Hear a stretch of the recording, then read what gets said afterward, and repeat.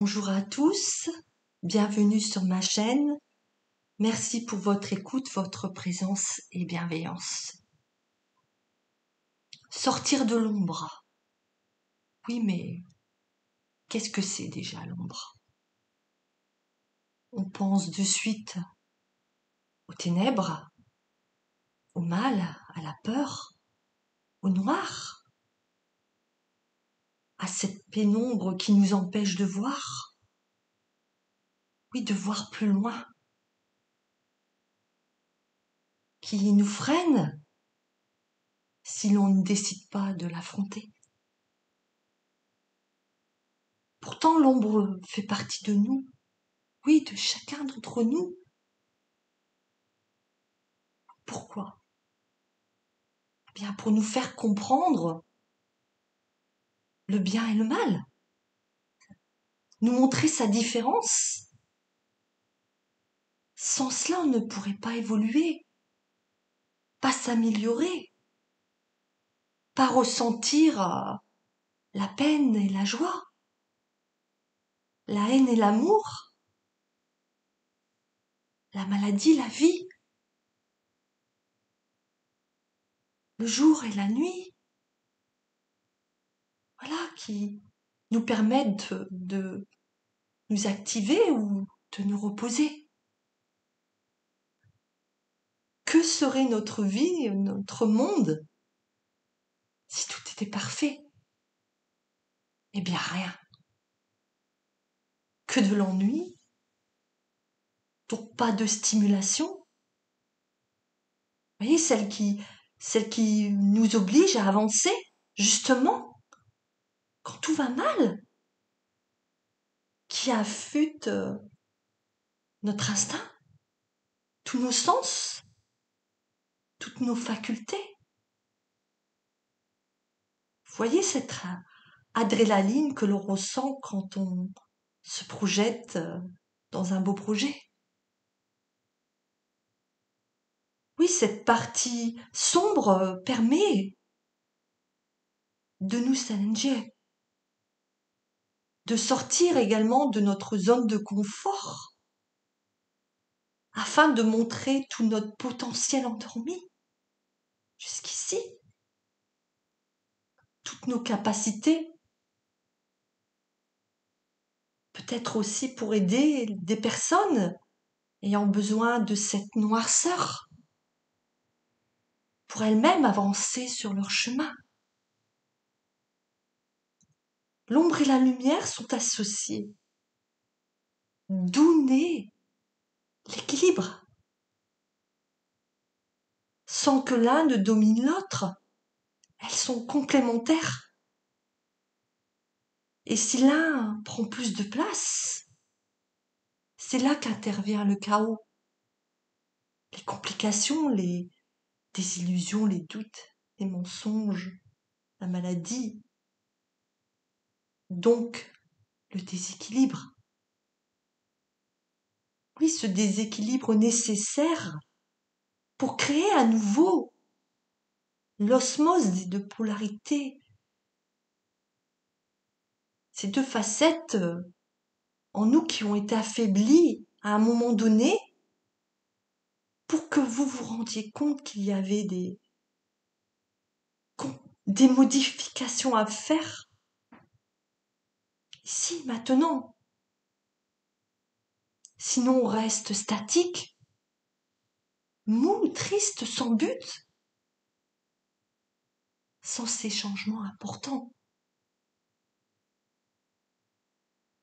Mais il y a aussi sortir de l'ombre, c'est-à-dire de sa carapace, de sa cachette, de l'isolement. Oser le regard des autres, oser se montrer, s'affirmer, pour être enfin reconnu comme vous êtes.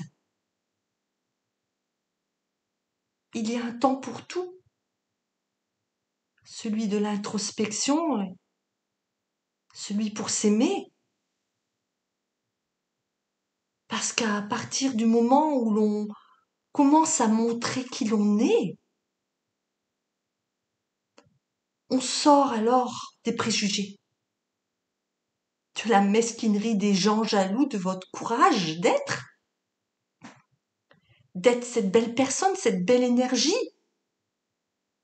avec cette aisance finalement naturelle qui permet cette ouverture vers la lumière. Donc de nouveaux objectifs, plus grands, certainement, plus beaux grâce à votre détermination de regarder, de voir la pénombre, le sombre dans votre vie. Oui, pour laisser place à l'équilibre de nouveau. Vous comprenez? Alors que dans le noir se cache toujours un soupçon de lumière.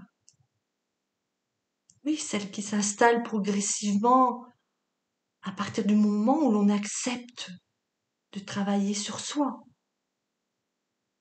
où l'on accepte de tout modifier dans son quotidien, devenu complètement obsolète désormais. Et sans ces coups douloureux de la vie, malheureusement, on ne peut pas apprécier le bon, les petits ou grands bonheurs, ces instants simples, peut-être de silence, de joie, de douceur, ces instants banals qui d'un seul coup sont devenus importants. Si l'on prend conscience de l'impact du mariage du bon et du moins bon, car maintenant vous avez compris pourquoi l'ombre existe, car vous savez que la lumière est là maintenant tout près. Si vous êtes prêt à jongler avec eux pour créer l'équilibre dans votre vie, chaque habitation a besoin à un moment donné d'être débarrassée de l'ancien pour accueillir le neuf.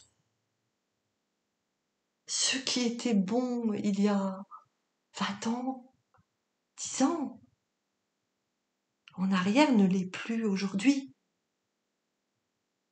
Car la vie est en perpétuel mouvement. Et c'est un cycle indispensable à notre évolution. Comprendre cela vous permettra de vivre l'avenir plus sereinement, parce que vous aurez changé alors votre fréquence, ajusté votre canal. Oui, corps, âme, esprit, terre et ciel, eau et feu, froid et chaud, qui sont devenus à vos yeux désormais des alliés, en ne vous montrant pas les dégâts qu'ils peuvent causer, mais en vous montrant leur impact indispensable et nécessaire, tout simplement à notre survie. C'était Michel Coutrel, juste pour vous.